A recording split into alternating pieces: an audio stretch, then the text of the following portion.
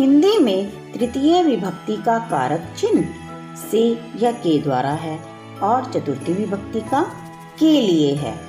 तो चलिए पाठ की शुरुआत पाठ के शब्दार्थों से करते हैं। सबसे पहला शब्द है समुद्र तटः। समुद्र तटः का अर्थ है समुद्र का किनारा। पर्यटनाय घूमने के लिए। तरंगई, तरंगई का अर्थ है लहरों से या लहरों के साथ, तृतीय विभक्ति का प्रयोग हुआ है इसमें। नौका भी, नौका भी का अर्थ है नौकाओं के द्वारा। जल विहारम, जल क्रीड़ा। बालुका भी, बालुओं से यानी कि रेत से। बालुका गृहम, बालू के घर या घरोंदे। मध्य मध्य, बीच बीच में। प्रवाहयन्ति, धो देते हैं, बहा देते हैं। प्रचलति एव, चलती ही रहती है। पर्यटन स्थानानि, घूमने की जगह। मत्स्य जीवनः, मछुआरे। स्वजीविकाम, अपनी जीविका को। चालयन्ति, चलाते हैं। अतीव, बहुत अधिक। स्फेरम, बेरोक टोक, यथेच्छा। विहरन्ति, घूमते हैं, टहलते हैं। दीर्घतमः, सबसे लंबा। प्रायद्वीपः, तीन तरफ से जल से घिरा हुआ भूभाग। संगमः, मिलन। युगपद एव, यहाँ पर संधि हुई है युगपद प्लस एव शब्द की जशत्व संधि, एक साथ अर्थ है इसका। दृष्टुम शक्यते, देखा जा सकता है। दृष्टुम शब्द में दृश्य धातु और तुमन प्रत्यय है। तो बच्चों ये तो थे इस पाठ के शब्दार्थ। तो चलिए आप पाठ का हिंदी अनुवाद प्रारंभ करते हैं। एषः समुद्र तटः, एषः का अर्थ होता है यह। समुद्र तटः, समुद्र का किनारा है।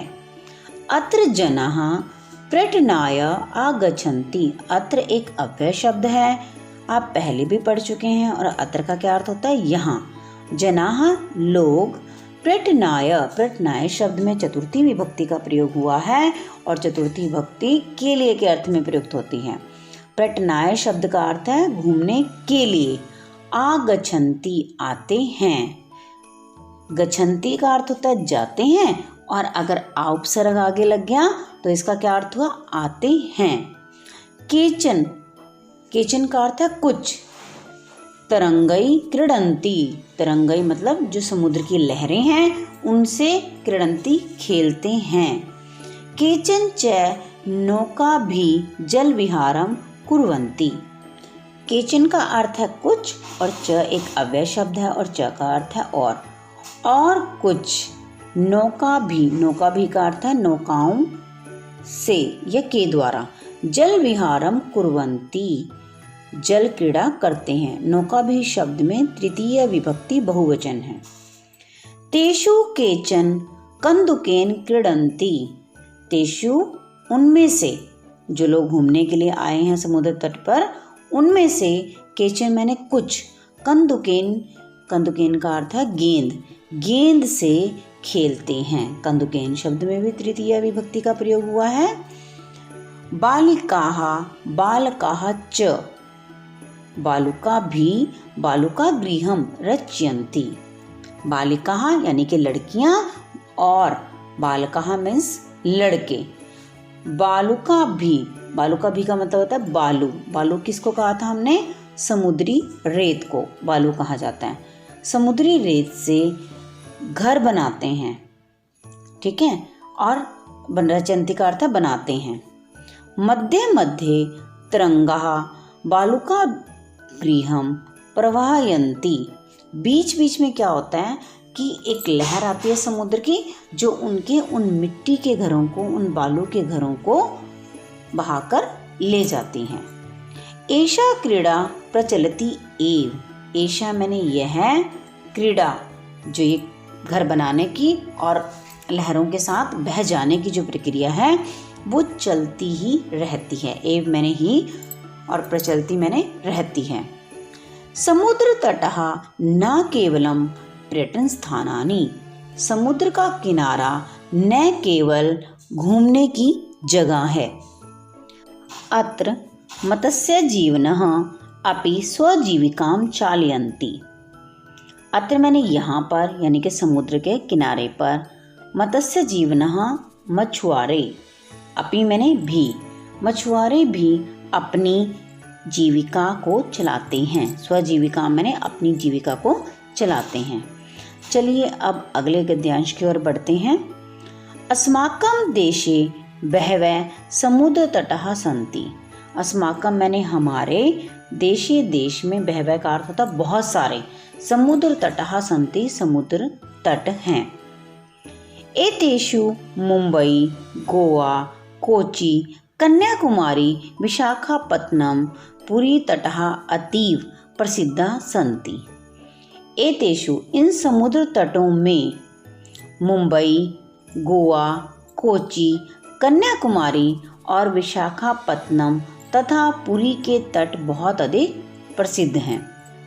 अतीव भी एक अव्यय शब्द है और इसका अर्थ है बहुत। गोवा तट विदेशी पर्यटकेभ्यः समाधिकं रोचते। गोवा तट यानी कि गोवा का किनारा विदेशी पर्यटकों को बहुत अधिक अच्छा लगता है। विशाखापत्तनम तट है वैदेशिक व्यापाराय प्रसिद्ध है, और जो विशाखापत्तनम का समुद्र तट है वो विदेशी व्यापार के लिए प्रसिद्ध है। कोची तट है नारिकेल फलेभ्यः ज्ञायते। कोची का किनारा नारियल के फलों के लिए जाना जाता है। मुंबई नगरस्य जुहू तटे सर्वे जनाः सवैरं विहरन्ति। मुंबई नगर के जुहू तट पर सभी लोग बिना किसी रोक टोक के घूमते हैं। चेन्नई नगरस्य मेरीना तटः देशस्य सागर तटेषु दीर्घतमः। चेन्नई नगर का मेरीना तट देश के समुद्र तटों में सबसे लंबा है। दीर्घतमा का अर्थ है सबसे लंबा। चलिए बढ़ते हैं अब हम इस पाठ के तृतीय यानी कि अंतिम गद्यांश की ओर। भारतस्य त्रिषु दिशासु समुद्र तटः सन्ति। भारत की तीनों दिशाओं में समुद्र तट हैं।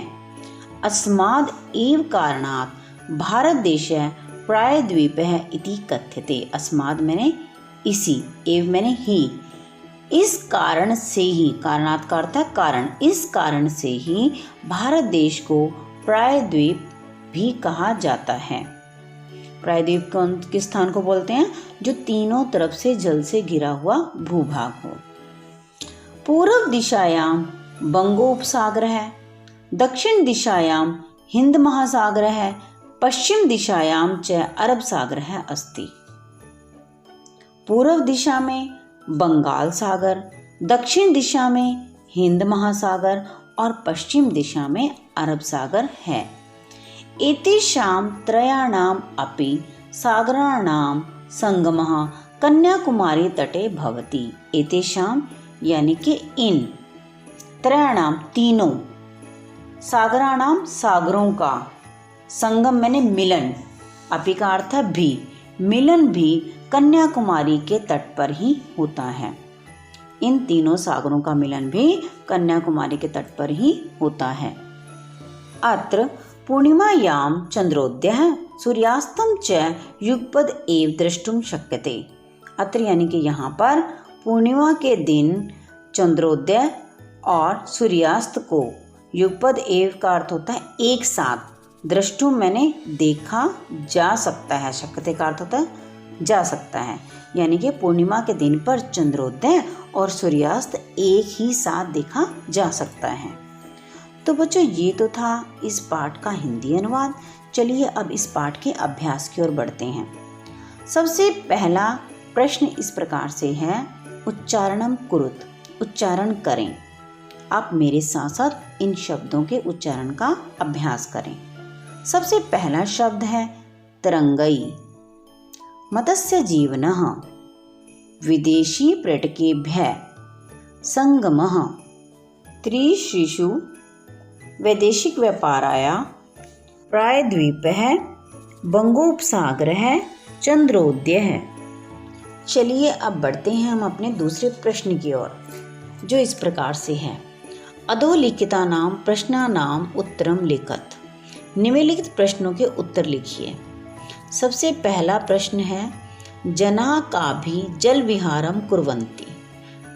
जनाः यानी कि लोग, काभिः किस में जल क्रीड़ा करते हैं, तो किस में करते हैं, नौकाभिः। जनाः नौकाभिः जल विहारं कुर्वन्ति। भारतस्य दीर्घतमः समुद्रतटः कः। भारत का सबसे बड़ा समुद्र तट कौन सा है? कौन सा है बच्चों? चेन्नई नगरस्य मेरीना तटः भारतस्य दीर्घतमः समुद्रतटः अस्ति। जनाः कुत्र सवैरं विहरन्ति। लोग कहाँ बेरोकटोक घूमते हैं? जनाः मुंबई नगरस्य जुहू तटे सवैरं विहरन्ति। बालकाः बालुकाभिः किं रचयन्ति। लड़के समुद्री रेत से क्या बनाते हैं? बालकाः बालुकाभिः बालुकागृहं रचयन्ति। समुद्री रेत से क्या बना रहे थे? रेत के घर। कोची तटः केभ्यः ज्ञायते। कोची तट किस चीज़ के लिए जाना जाता है? कोची तटः नारिकेलेभ्यः ज्ञायते। नारियल के फलों के लिए जाना जाता है। चलिए अब प्रश्न 3 करते हैं। मंजूषातः पदानि चित्वा रिक्तस्थानानि पूरयत। मंजूषा से पदों को चुनकर रिक्त स्थानों की पूर्ति कीजिए। सबसे पहले मंजूषा के पदों की ओर ही देख लें। बंगोपसागरः प्रायद्वीपः पर्यटनाय क्रीड़ा संगमः। सबसे पहला वाक्य है, कन्याकुमारी तटे त्रयाणां सागराणां डैश भवति। कन्याकुमारी के तट पर तीनों सागरों का क्या होता है बेटा? संगम। तो क्या शब्द आएगा? संगमः। संगम होता है। अगला वाक्य है, भारत देश डैश इति कथ्यते। भारत देश को डैश भी कहा जाता है। क्या आएगा? प्रायद्वीपः। जनाः समुद्र तटम डैश आगच्छन्ति। लोग समुद्र के किनारे पर किस चीज के लिए आते थे? पर्यटनाय, घूमने के लिए। बालकेभ्यः डैश रोचते। बालकों को क्या अच्छा लगता है? क्रीड़ा। भारतस्य पूर्व दिशायां डैश अस्ति। भारत की पूर्व दिशा में क्या है बेटा? बंगो उपसागर। प्रश्न 4 की ओर बढ़ते हैं। यथा योग्यम योज्यत। यथा योग्य जोड़ें। सबसे पहला पद है समुद्र तटः। समुद्र तटः को आप किसके साथ जोड़ेंगे? ज्ञानाय, पोषणाय, प्रकाशाय, पर्यटनाय, खेलनाय। किसके साथ जोड़ेंगे? पर्यटनाय। क्रीडनम, क्रीडनम किसके साथ जोड़ा जाएगा? खेलनाय। दुग्धम, दूध का संबंध किससे है? पोषणाय। दीपकः, दीपक का किससे संबंध है? प्रकाश से। तो क्या आएगा? प्रकाशाय। विद्या, विद्या का किससे संबंध है? ज्ञान से। तो क्या आएगा? ज्ञानाय। चलिए बढ़ते हैं अगले प्रश्न की ओर। प्रश्न 5, तृतीया विभक्ति प्रयोगेण रिक्त स्थानानि पूरयत। तृतीया विभक्ति के प्रयोग से रिक्त स्थानों को पूरा कीजिए। आपको एग्जाम्पल दिया गया है। व्योमः मित्रेण सह गच्छति। व्योम मित्र के साथ जाता है। यहाँ पर बच्चों एक बात और आपको क्लियर कर दूं कि सह के साथ हमेशा तृतीया विभक्ति का प्रयोग किया जाता है। सबसे पहला वाक्य है, बालकाः डैश सह पठन्ति। तो यहाँ पर बालिका शब्द की तृतीय विभक्ति बहुवचन का प्रयोग किया जाएगा। तो क्या बनेगा? बालिका भी। दूसरा वाक्य है, तडागः डैश विभाति। ऑप्शन दिया गया है कमल। कमल की तृतीय विभक्ति क्या होगी? कमलेन। तडागः कमलेन विभाति। अहमपि डैश खेलामि। कंदुक, कंदुक शब्द की तृतीय विभक्ति होगी कंदुकेन। कंदुक का अर्थ होता है गेंद। मैं भी गेंद से खेलता हूँ। अश्वाः डैश सह धावन्ति। अश्व क्या होता है? घोड़ा। अश्व शब्द की तृतीय विभक्ति बहुवचन क्या है? अश्वई। मृगः डैश सह चरन्ति। मृग, मृग का अर्थ होता है हिरण, तो मृग की तृतीय विभक्ति बहुवचन क्या है? मृगई। मृगः मृगई सह चरन्ति। नेक्स्ट क्वेश्चन है क्वेश्चन नंबर 6। अधोलिखितं वृत्तचित्रं पश्यत्। उदाहरणानुसारेण कोष्ठगतैः शब्दैः उचित वाक्यानि रचयत्। नीचे लिखे वृत्त चित्र को देखें। उदाहरण के अनुसार कोष्ठक में दिए गए शब्दों से उचित वाक्य का निर्माण करें। यथा रहीमः मित्रेण सह क्रीडति। रहीम मित्र के साथ खेलता है। प्रस्तुत वाक्य को यदि आप ध्यान से देखेंगे तो आपको ये बात समझ आएगी कि वृत्त के प्रथम कोष्ठक में दिए गए शब्द राम है, मित्र है, सह और क्रीडति, जिनसे हमने वाक्य का निर्माण किया है, उसमें राम है, सह, क्रीडति शब्द में कोई परिवर्तन नहीं किया गया है। केवल द्वितीय वृत्त में आया हुआ मित्र शब्द परिवर्तित हुआ है और मित्र शब्द की तृतीय विभक्ति एकवचन का प्रयोग किया गया है। चलिए अब द्वितीय कोष्ठक में दिए गए शब्दों पर नजर डालें। कौन कौन से शब्द दिए गए हैं? रहीमः द्विचक्रिका आपणं गच्छति। वाक्य निर्माण करते हैं। रहीमः द्विचक्रिकया आपणं गच्छति। हमने केवल द्विचक्रिका शब्द में ही परिवर्तन किया है। तृतीय विभक्ति एकवचन लगाया है। स्त्रीलिंग शब्द है, इसीलिए द्विचक्रिकया शब्द आया है।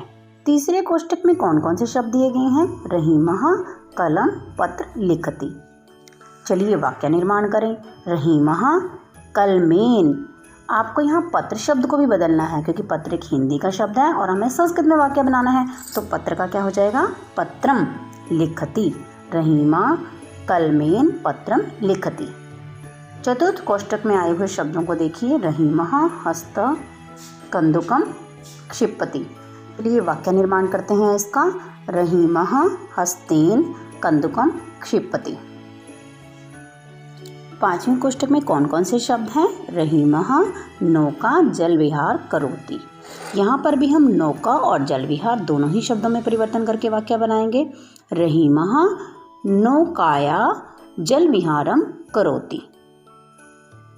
चलिए अगले कोष्ठक की ओर बढ़ें। कौन कौन से शब्द हैं? रहीमः चषक जलम पिबति।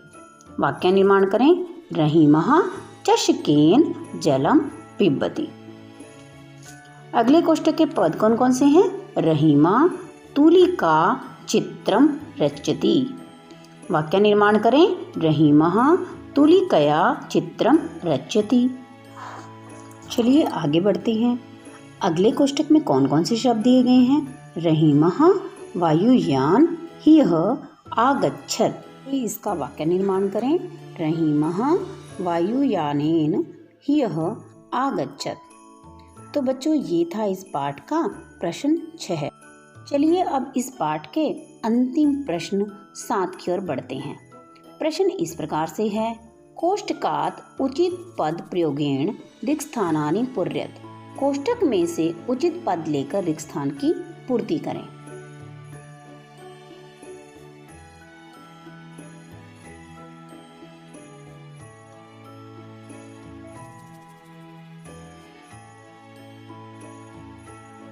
सबसे पहला वाक्य है धनिकः डैश धनम ददाति। धनिक व्यक्ति डैश को धन देता है। 2 शब्द दिए गए हैं हमें, निर्धनम और निर्धनाया। निर्धनम का अर्थ है निर्धन को और निर्धनाया का अर्थ है निर्धन के लिए। तो क्या शब्द आएगा? निर्धनाया। चतुर्थी विभक्ति का प्रयोग किया जाएगा। बालः डैश विद्यालयम गच्छति। बालः डैश विद्यालयम गच्छति का अर्थ है कि बालक डैश के लिए विद्यालय जाता है। तो क्या आएगा? पठनाया। यहाँ पर भी चतुर्थी विभक्ति का प्रयोग किया जाएगा। सज्जनाः डैश जीवन्ति परोपकारम या परोपकाराय। परोपकाराय। सज्जन व्यक्ति परोपकार के लिए जीवन जीते हैं। प्रधानाचार्य डैश पारितोषिकम यच्छति। प्रधानाचार्य डैश पारितोषिकम का अर्थ होता है पुरस्कार, यच्छति मैंने देती हैं। तो क्या आएगा? छात्राणाम या छात्रेभ्यः। छात्रेभ्यः छात्रों के लिए। डैश नमः क्या आएगा? शिक्षकाय या शिक्षकम। शिक्षकाय। नमः के साथ हमेशा चतुर्थी विभक्ति का प्रयोग होता है। तो बच्चों, ये तो था इस पाठ का अभ्यास। अब आपको करना क्या है, आपको इस पाठ के सभी शब्दार्थों को, हिंदी अनुवाद को और इसके अभ्यास को अपनी संस्कृत की नोटबुक में लिखना है, और न केवल लिखना है, इसे याद भी करना है। वीडियो अच्छी लगी हो तो वीडियो को लाइक करें, चैनल को सब्सक्राइब करें। जल्द मिलते हैं नए और इंटरेस्टिंग टॉपिक के साथ। तब तक के लिए take care and bye bye.